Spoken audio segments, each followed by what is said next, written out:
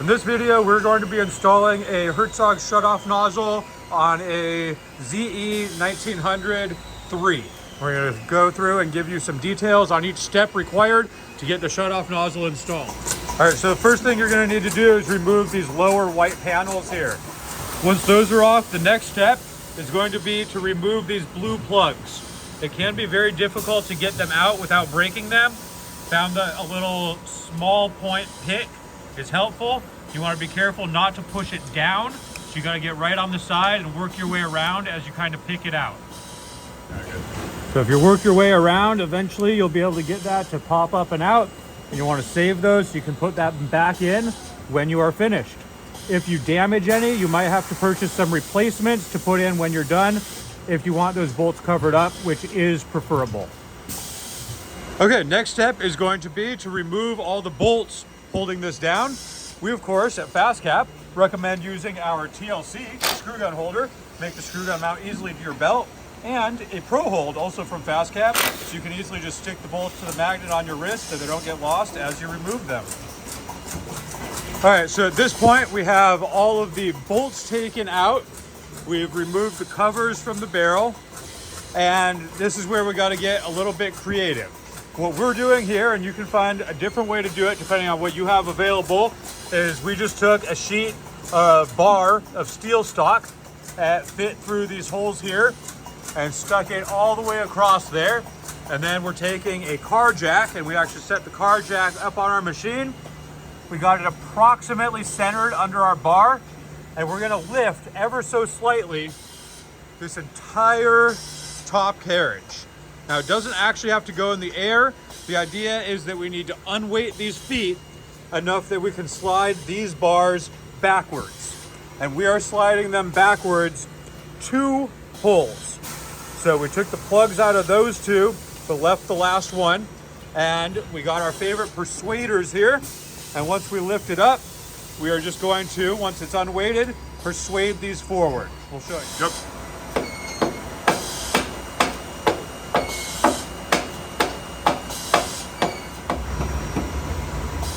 Once you got them in place, obviously we're going to go ahead and reinstall all of our bolts. You'll want to make sure you know that you hammered it to exactly the right place, because the bolt should go in nice and straight without fighting you or trying to cross thread. If not, adjust where it's at. All right, so now we put in all the bolts with the holes that we can reach. Now, before we can move the carriage all the way back, please note there are 2 hard stops in here. Don't ride the carriage back and slam into the hard stop. So we're gonna need to remove those hard stops. Then we'll be able to move our carriage back, and we'll be able to put the bolts in that are currently underneath the slides. All right, next step, you're gonna wanna reinstall these little blue pieces before you lose them. If you just push or hammer them in, they can easily go way too deep, and you will never get them out again. So what we found the best way to do it is using a putty knife. Of course, we like the pocket putty knife from FastCap. Fits easily in your pocket when you're done. So just put it in there, put a putty knife on top, and then if you hammer with a hammer, you can't slam it too low. It comes perfectly flush on every one.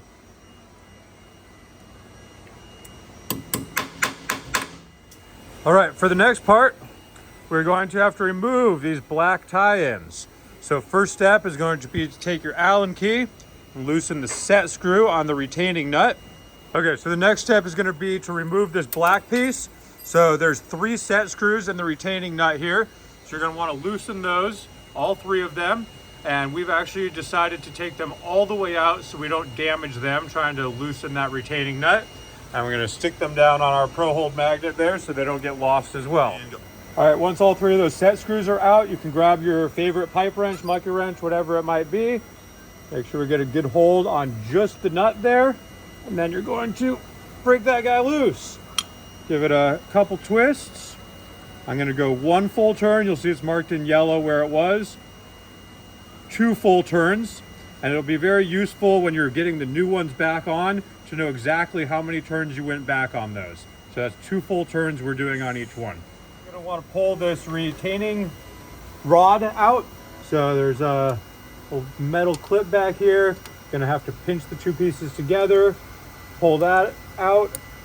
Go. All right, so once you got the retainer pin pulled out, this guy's actually pretty loose, so just a quick gentle little tap and then you should be able to pull it out from the other side here.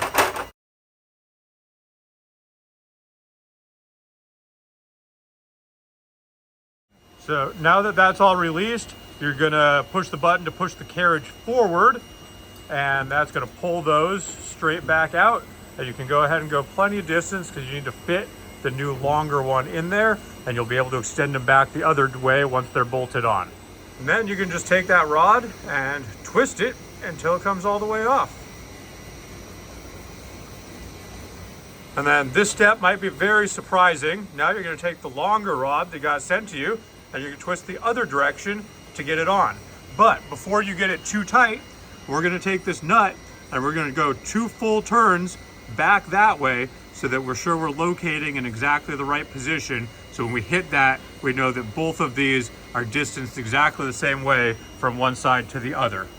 All right, so once both sides are on, you can go ahead and push the carriage backwards button, and that's gonna extend these back out. And you'll want to make sure that as they come out, you kind of have a hand on it, guiding it, make sure that it goes perfectly into the slot.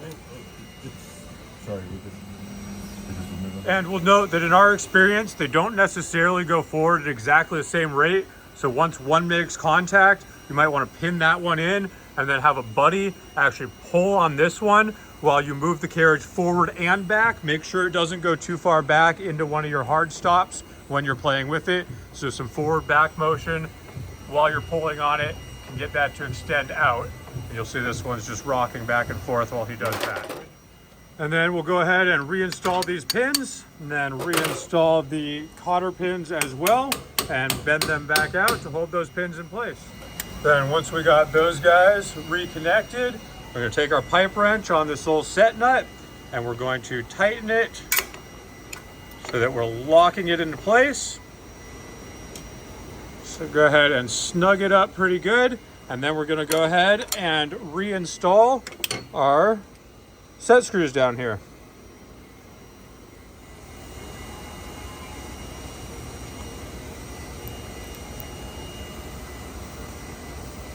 All right, so now we got our new tie rods installed. Carriage is moved backwards, sliders are moved backwards. So now we're gonna go ahead and pull this guy nice and far back so that we can reach in there and install the actual shutoff nozzle. Just make sure, if you haven't installed the hard stop yet, you don't drive that all the way off the back. All right, for the next step, we're going to go ahead and actually install the actual shutoff nozzle. So first thing, we're gonna start by prepping the shutoff nozzle.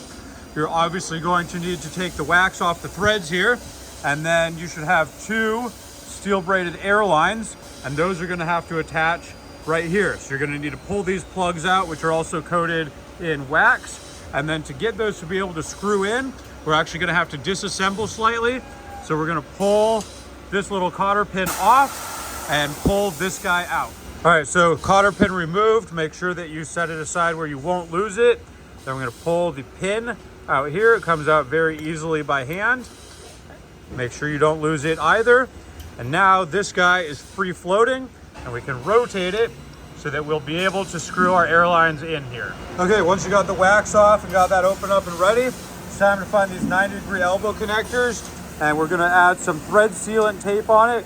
Make sure that you're spinning to the right as the tape goes on so that it doesn't come out when you screw it in.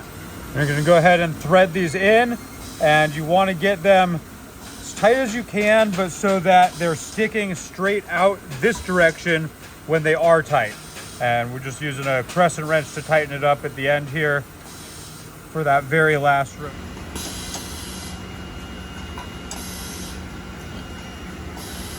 And then once you got that done, you can go ahead and reinstall your pin and cotter pin here.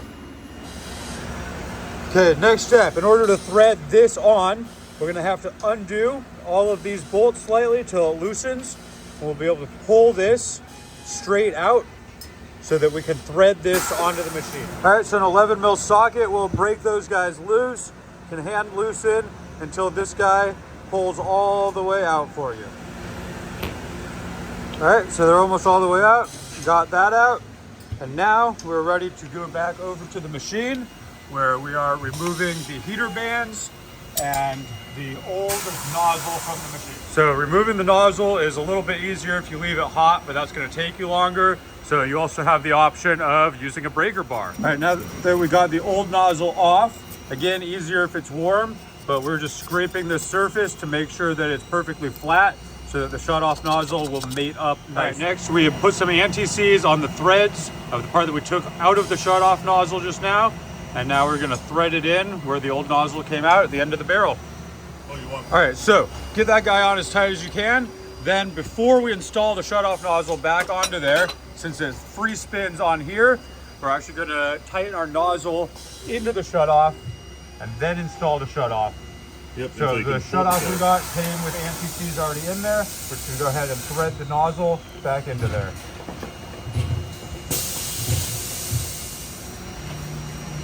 Yeah, it's pretty tight.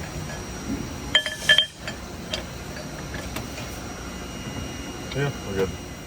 All right, then we slide the shut-off nozzle on there.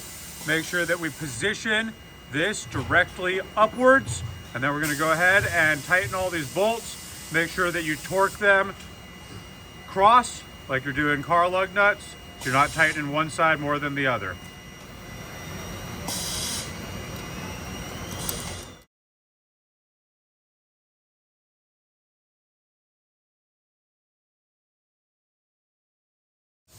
All right, once you got all of those torqued down evenly and tightly, gonna go ahead and install the new heater band. Make sure the hole on the top lines up for the sensor to go in.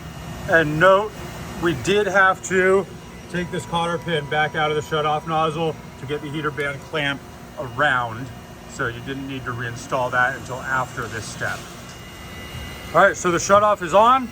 Next step, attach the braided steel air lines. So you want the side with the 90-degree to connect to the shut-off nozzle. You should not need thread seal tape because we got a little O-ring in here that should seal it. So we're just gonna thread that guy on. And so when you go to torque them down, you're gonna want those guys angled kind of just in and back. If you can see how that is, that way they're gonna come together under the machine, side by side right here to make routing easy. So next step, you're gonna wanna cut some of the solid metal air line. You'll wanna just measure how long you need so that from the end of that, it goes back to almost the end of the machine. So you're past the heat from all the heater bands somewhere in there.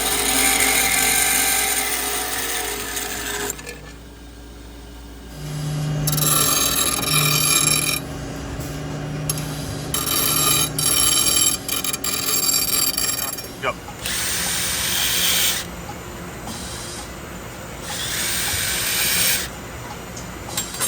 All right, then you're gonna want to connect your airline connectors to the solid airline.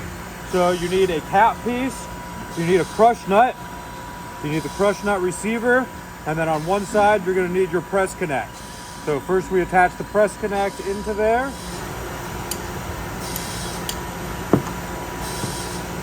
Then we're gonna assemble this together. So the crush nut goes with the small side in towards the taper there, big ball side out.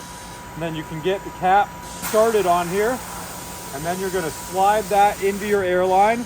Make sure your airline is well deburred first so that it'll go in and there's no gunk inside it. And then we're just gonna go ahead and tighten those two pieces together, making sure that we keep the airline pressed all the way in while we do.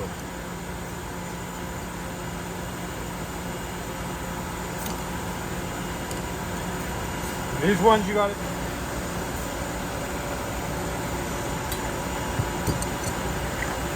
And if you're successful, it should feel tight on there. And then we're gonna go ahead and do the other side that connects to the fitting that we have on there. So for the other side, you're gonna have the same thing here, where you have a cap with the crush nut in it. You have the crush nut receiver, and then the other side of the crush nut receiver is going to get this adapter, because this thread is the one that'll match up with those flex lines that you have. And that one you're going to want to add some thread tape to.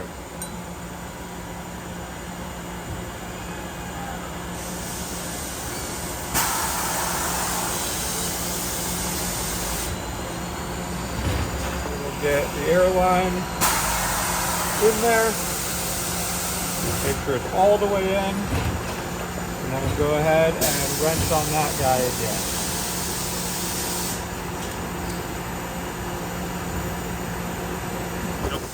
All right, then we can go ahead and take that solid line and connect it to our flex line on the machine.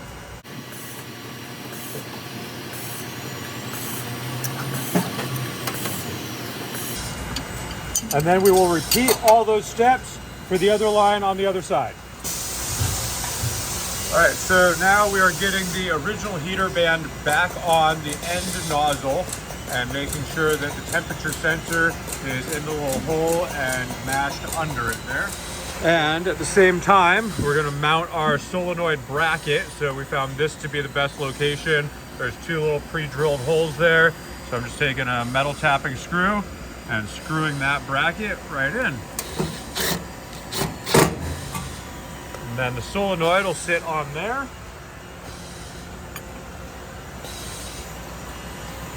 And what we found is we need to use those two holes mounted to the front two holes in the bracket, so it's shifted that way a little bit, so we have space on the back side, otherwise we slam into the machine there. All right, then for the solenoid plug, we're gonna take a little pick down in this hole on the side, pop the front out there, and then that will pull out.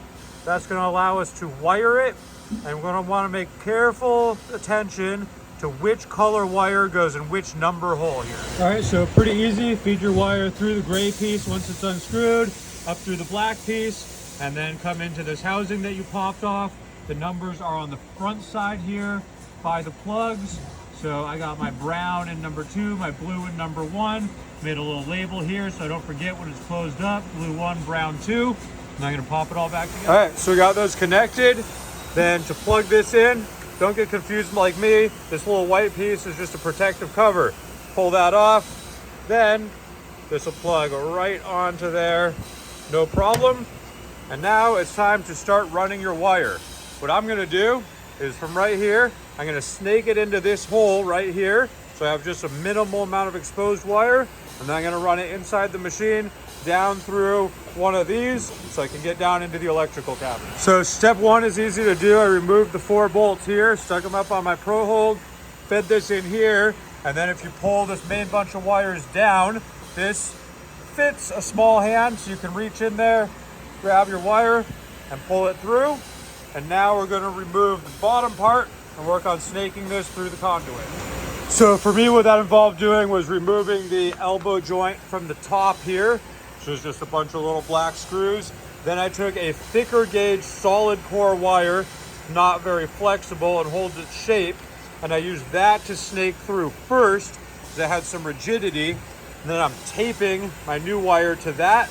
I'm gonna come down to the bottom and just pull, and we're gonna pull the new wire through. I will note with both this wire and your heater band wires, it is possible to instead run through this conduit, run into these pins, but we found that to be just a lot more difficult than running the wire through this nice big conduit itself. So once I got it fed in here, I'm going to feed it around the back of the machine.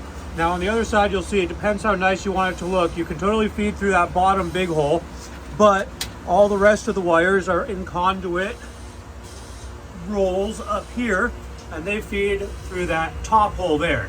So we're gonna do that so we can keep all our wires nice and tight and neat. So here's the other side. That bottom hole is that opening there. That would come through next to all your ground wires. We are running into this left side channel, so you could come up there from the ground, but we fed ours through the top here. So then we're gonna go ahead and open this up carefully so that all the wires don't come out, and you can just kind of like push a bunch of them together and get it to start popping off so we can run those where they need to go. All right, so for us, pin 2 is going to go to B-, and pin 1 is gonna go to our controller, which is X25, pin 15. And that's pre-wired, so if I had gone into a pin, I could use the wire here, but we're gonna just run this wire straight in there. So we opened this one up, this one, and this one, and I've stripped my wire sheathing back to where it splits here. So we're gonna go get one up and over to there, and then pin 2 down, over, and up to B-. All right, so there's our wire coming in. We got it fed into the conduit.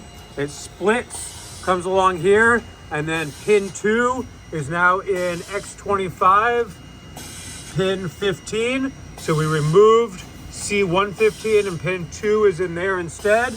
And then the other half of it comes all the way down to the bottom over here, and we found any empty B- slot, and pin 1 is going into B- there. Now, please note, our solenoid only has one cable, but if you have a double cable solenoid, you're gonna have to run another wire. It's also gonna go pin 2 to B-, but the other side is going to go to X25 pin 16. We only had one, so we only had to do the one side to pin 15. And you should be able to confirm that your machine is the same by pulling up this screen, output 1, and making sure that X25 pin 15 is shut off nozzle open. Okay, so now the solenoid's wired, we're gonna start attaching heater band wires. So, zone 1 used to have 2 heaters on it. Zone 1 is now going to be just the nozzle heater. So 1 just gets tied in by itself. You can go either through a junction box, or we just went straight wire because we didn't have enough length. And it's staying as zone 1, nothing changes with that. Now, the next 2 heater bands, the new one and the one that used to be part of zone 1, are now going to become zone 2 together in parallel. So these 2 were running through the junction box here, and we wired them parallel in with one wire out, and that wire out, instead of trying to feed through this conduit or into a pin, we're just going in this hole in the side of the machine again, and then we are snaking it down through this same piece of conduit so that we'll run over to the connection side. And then important to note, when you are wiring these 2 in together in parallel, so using that jumper box there, you do need to swap this heater band out as well. It looks exactly the same, the one that you get, as the one that was originally on there, but the original one is a 240 volt and the new one is a 480 volt. So if your old one's all covered in plastic and you can't read it, you will blow a fuse. You need to swap that one out as well and get that wired in parallel with the new one, so those are both new. Now note, when you're doing it, you have high heat exposure next to the bands here, so you can't just go to the jumper box and take a normal wire out. You'll want some metal sheath wire here to keep it heat protected, and you can run that as far as it'll reach whatever you have. And for wiring these into the little box there, we found it actually works best over time to use a little metal sleeve here. So we twist 2 wires together, and then we slide the little metal sleeve on, crimp that on, and then we use that to get hit by the screw, so we get better connectivity and we don't have wires pulling out ever. Now note, the wire that was included with the shut-off nozzle package, this is great for sensor wire. It's 18 gauge, but for running heater bands, you might have to go to the hardware store if you're like us and didn't have any, and pick up some 14 gauge wire. You need 14 gauge for heater bands. All right, so this one is our heater band wire. Note that these conduit things are little loops, so it's really easy to add new wires in, keep them nicely directioned. And then actually, for not wasting too much wire, we found it's better to go down through this bottom left side hole with the heater band wire. So that wire runs through there, and I'm gonna take my 14 gauge wire, go connect it in there, and get it to the right terminal. And then the heater band sensor, you're gonna screw into this hole in the top of the shutoff nozzle there. And that wire is also gonna get run all the way back down into this cabinet. And now we're ready to start wiring. So the first thing we're gonna have to do is switch out this entire relay bank for the new one with the added relay. What we found is the easiest way to do this is basically zone 1 is remaining zone 1. We're adding in a new zone 2 that's going to be the second band that used to be zone 1 along with the new band. And then zones 2, 3, 4, and 5 are going to become zones 3, 4, 5, and 6 with our new one. So we're basically going to take zone 1, put it all back in the same, and then the rest of these zones are also going to go all back in exactly the same, just scooted down 1. And so you can see we drew out on our wiring diagram how we are going to label these. And basically we're going to call our new ones N. So SN1 is now SN1N. And you can follow from there how this wiring diagram looks, that's how we are going to be doing it. I'll walk you through step by step as that happens, okay? But basically the way we're labeling it here is the new one is going to be H2N, S21N, T21N, and then the one that would have been H31 here is actually just H21, etc., because these wires are all going to keep their same labels. So H21 is going to be the third one over, where on the wiring diagram they sent, it would be called H31. We're finding that to be the easiest way to wire this, least work, and easiest to read and understand, okay? And then same thing is going to apply with our new breaker here. So we have FH1 for zone 1, FH2 for zone 2. So this one's going to become FHN for new, and we're going to put it in right there between 1 and 2. So we're going to have to pull a bunch of these wires and pull them out to the right so that they're run nicely, and that guy can fit right in the middle there. So that's all going to start by removing the clip on the left, working on scooting all this down. So this guy can be removed pretty easily with some channel locks. You're going to want to pull up and then pull the top off, and it'll come nicely off. And then we can start just wiggling these guys down. And we're going to open these up and pull the wires out to where they need to be. Okay, so not quite as pretty as it was, but we did our best with the length that we had to move all of these over and keep them coming straight without actually having to undo any wires, just pulling them out, scooting over a couple slots, letting them slide back up. And now we have space right here for our new fuse set, FHN for new.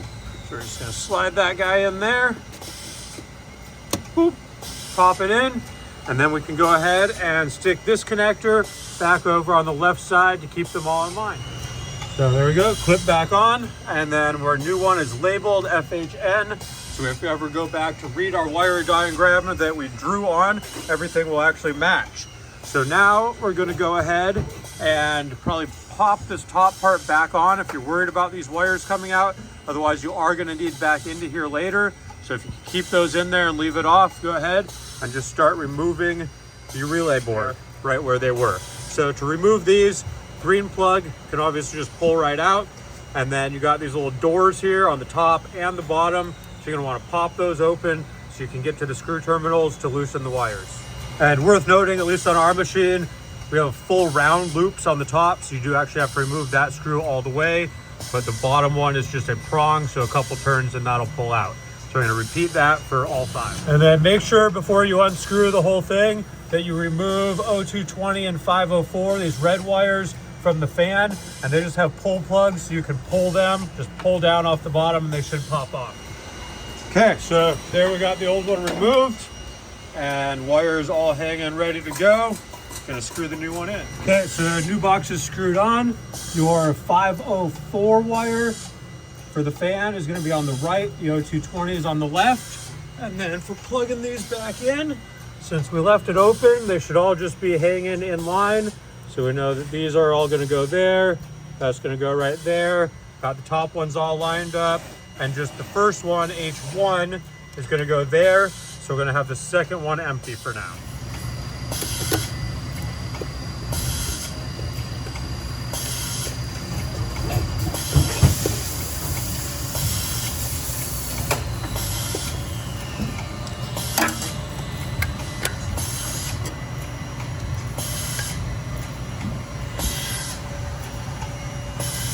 All right, so you can see those are all in the same exact order that they were, all screwed back in.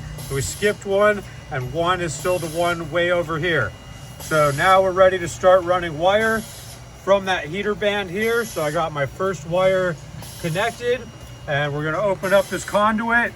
And from our heater band, of course, one of them is gonna go into ground, which we can attach right here to this ground strip. And then one of them is gonna run in to the bottom of this second relay. And then from the other side of the heater band, we are running over to this new fuse here. And then for grounding this guy, ground wire is obviously the yellow and green one, crimped on our own round-ended connector, grounding right into here. And it is an M4 metric thread for that. So you find an M4 bolt and you should be able to just screw that right into your ground. All right, so then off that heater band, one of your 2 wires is gonna run through this bottom conduit, put on a little crimp-on connector there so it'll plug in. And this one we're labeling H2N for new one. So that one's gonna come into the bottom of this relay right here. Okay, then where our H2N comes in the bottom, we're gonna put a new wire. And again, make sure that these for the heater band, these are 14 gauge. Out of there is gonna be a new one that we're gonna call H21N. And we're gonna run that H21N from the second relay up through our conduit. And it's gonna go up into the left side of our new fuse, FHN. So that's gonna go in right there.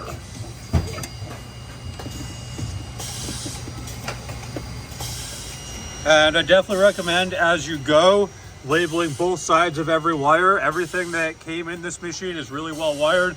So this is gonna help anyone who comes behind you actually be able to trace what you did easily without having to pull all your wires all the way out of the conduit. So we're just doing it with a label maker here. But so off our heater band, H2N is H2N, and off the top there, H21N. You can see the other side of that is H21N.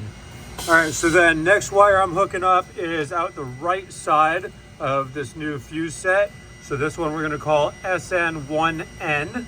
And that one I'm running straight back down to the other side of my heater band. So there's my other SN1N, and we're gonna crimp that together with the other side of the heater band right there. All right, then from the top side of our new fuse, where we have H21N going into the left, coming out of that, we're gonna call that S21N, and that is going to run up over to the left and up to your S21 block. You'll notice S21 because it says S21 on the top. For us, that's block X4. And so you can just find any open spot in that block and put the other side of your S21N in there. All right, and then for the last wire in the heater band loop here, we are going to come out of our T21 block, which for us is X5. And we're gonna have a T21N, and T21N here is gonna run over and into the top of the right side of our new fuse, which is the one that comes out as SN1N. Important note, once you got that all wired, make sure you actually open these guys up and actually put the fuses in there. They do not come in there. All right, so we got that guy connected in. And now hopefully this diagram makes more sense to you what we did. So zone 1 is now just one heater, and then zone 2 has 2 in parallel. So 1, nothing changed. 2, everything is H2N, H2N, FHN, S21N, T21N, SN1N, SN1N, okay? And then for all the rest of these, so we didn't have to relabel them, we just have to change what this wire diagram says. So the H2N is the new one there. And then zone 3 is H2, H21, zone 4 is H3, H31, FH3, etc. So we just relabeled all that, so anyone that pulls out the diagram is gonna have an easy time following and understanding what we did with our labeled wires. Definitely worth your time for anyone who comes along in the future. All right, for the new sensor wire that we screwed in here, we routed that all the way back, same direction, through and into the left side of the cabinet here. So that wire is coming out the top, down through the conduit, over the right one, and it's got these 2 sticking up here. And these 2 are gonna get wired into, which plug is that? It's going to be T2. So it's X6. It's going to be T2 plus and minus. So all of these are going to have to move down 1. So on X7 here, we're going to move C5 and C4 down 1. Bring C3 down to the top of here. And then move down C2 to the bottom. And this one is going to go right in where C2 is. And it'll be... our red is going to be positive, and our blue is going to be in the negative, and we'll show you once it's fully wired. So you push into here in the center here, and it should release these so it can come out. And once you pull this back out, it should spring back in and close it in place. So I'll now pop open the lower one to move everything down one. Go. Okay, so now we have all of our wires moved down one. You can see this is X7, and it is now T4 is C3, T5 is C4, T6 is C5, so everything is moved down one, so that can get plugged in. And then you can see here where we wired in our sensor in the center of it. So yep, we have C1, our new one, and then this is C2 at the bottom. And those are all fine on the 18 gauge wire. That doesn't have to be 14 gauge thick. So then very last step is we're gonna have to wire in some wires for the control for this new Zone 2 relay. And so one of those, the one on the right side, is just gonna go straight down over to B- again. But then the other one is gonna come up over here to X34, X35 on the far right. And we'll show you what to do there. Okay, so X34 and X35 here are all your current heater band zones and controls. So right now we have zones 1 through 5. It's going to become zones 1 through 6. So basically I'm going to take out wire 5, put it in slot 6. Wire 4 will go in slot 5. So wire 1's going to stay, all the rest move down, and I'll have 2 as my open slot for the new one. And so that's 41 through 46. And very easy. Just use a small flathead screwdriver, push the little orange piece in, and the wire should pop right out. Okay, so I got all those moved down, pushed in a new wire, which I'm labeling 702N. And 702N here is running over to the left side of this plug on the new relay. And then off the right side, I have a wire labeled a B-, and that's just running through the bottom there and up into any empty B- port. I just went right next to where I did the other B- for pin 1 off of the solenoid. And so then we just gotta tuck this wire away all nicely, and we're gonna be good to go over here. And I'll note for that B- and that 702N, the control the relay, those are fine going back to the 18 gauge, which would be the same wire as came with the solenoid.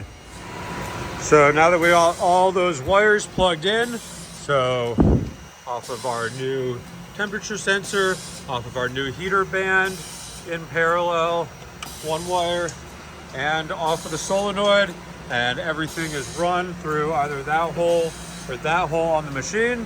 We're gonna start reassembling our conduit, screwing it back onto the machine. We can put our body panels back on. Make sure when you go to install them that you check the connections for the fans. Make sure that nothing got pulled, unplugged while you had these doors out of place. All right, and then last step for wiring, should have got some flexible tube airline. So those are going to push into the press connects on the end of those long metal airlines you ran, cut to length as needed, and you're gonna plug those into the solenoid here. You can, of course, unbolt the solenoid and read the diagram on the bottom to figure out which side is which, or you can play guess and check and just plug one into each side, and then when you turn it on, if it closes when you say open, take those two out and flip them. Easy as that. But to save you the guess and check, if yours is the same as ours, you're going to want the airline that comes from the left when you're looking up the barrel.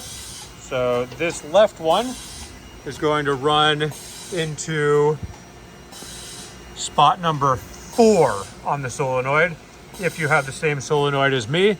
And then spot 2 is going to be the one on the right-hand side that we see right there. Okay, so we would recommend put all the panels back on over all your electrical before you turn your machine on. You never want those open when you're running, so we don't want you to die. But we would leave your covers and everything off until you've got it set up and running. So if you have any troubleshooting to do, you don't have to take stuff back off to make any adjustments needed. So we're gonna go ahead and flip our machine on. What I wanna do is go to the heat screen. We do have admin 3. We are gonna go to parameters, and we are gonna turn on zone 6 now. So now we have 6 zones. So now we've turned on zone 6. We are gonna go to barrel heat and just set that to whatever you want it to be before we start tuning. I'm gonna set mine to 410. I just want to set 400 here. But yeah, you just don't want to make sure it's too high or too low. And no, we're gonna go do auto tuning. So for auto tuning, your set value has to be at least 40 degrees Celsius, we're in Fahrenheit here, higher than your real value for it to work. So make sure they're not too low. All right, so in tuning, our heat is off. So we'll press start, and then we will turn heat on. And temperature is auto tuning. So now we wait. Okay, once heater band tuning is complete, make sure you connect your air source to this side of the solenoid. Now, then we can test the shutoff. So, on the output screen, you'll see here it has the shut nozzle open and closed. And you can see there, opening it, closing.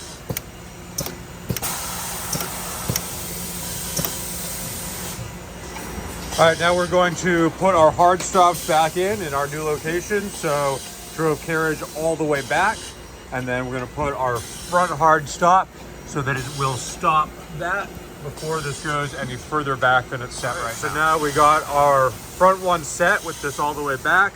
Now we're going to drive forward and set our back one. Make sure you have someone watching it so you don't run into it as you go forward, and make sure you're watching the nozzle and don't run it into anything as you go forward. All right, when you reconnect covers, your easiest thing to do is going to be to leave these air lines actually just below the cover and zip tie them to these holes. So we're using FastCap low profile disposal jack here. It's a great way to jack that up, hold it in place while you get all your bolts in.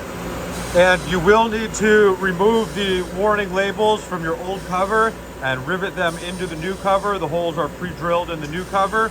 But the safety officer at your company will probably require that. FastCap's HD flush cut pliers are a fantastic way to take rivets out. Super strong, cuts all the way flush to any surface. Put it on there and snip, and your rivets will come right out.